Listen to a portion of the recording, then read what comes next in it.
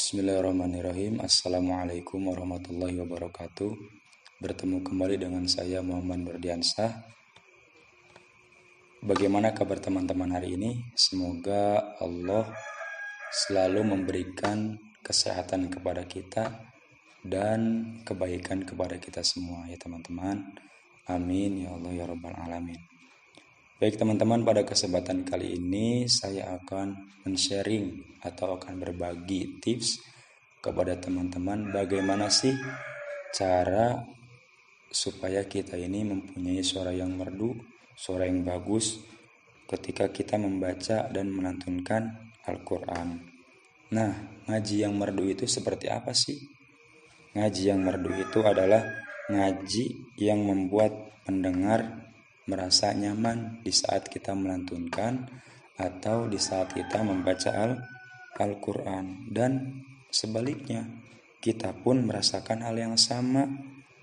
Nah, ada nih beberapa tips untuk teman-teman semua yang ingin mempunyai suara yang bagus di dalam membaca Al-Quran atau melantunkan Al-Quran. Yang pertama, teman-teman harus memperhatikan kondisi suara teman-teman. Dalam membaca Al-Quran, apalagi menggunakan irama, itu perlu diperhatikan ya teman-teman, kesehatan suara. Jadi kalau misalkan suara kita lagi serak, lagi kurang sehat, teman-teman jangan memaksakan untuk berlatih, ya kan, untuk berlatih di dalam membaca Al-Quran, sehingga kalau nanti dipaksakan itu akan merasa tidak nyaman, teman-teman, tidak nyaman, dan pendengar pun tidak akan merasa nyaman jika kita melantunkan ayat suci Al-Quran dengan suara yang kurang sehat. Nah, itu jadi teman-teman harus memperhatikan kondisi suara. Bagaimana sih cara memperhatikan kondisi suara tersebut? Nah, teman-teman harus cukup istirahat. Jangan istilahnya bergadang ya teman-teman, harus bisa mengatur waktu, kapan waktunya bermain, kapan waktunya istirahat. Tips yang kedua, di dalam kita ingin mempunyai suara yang bagus itu, yang kedua itu harus menguasai makhorijul huruf. Dalam mengaji atau membaca Al-Quran itu kita harus menguasai makhorijul huruf dengan cara membedakan masing-masing huruf hijaiyah.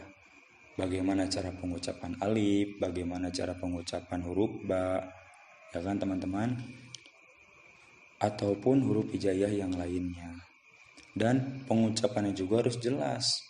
Jangan seperti orang malas, contohnya A'udzubillahi minasyaitonirrajim.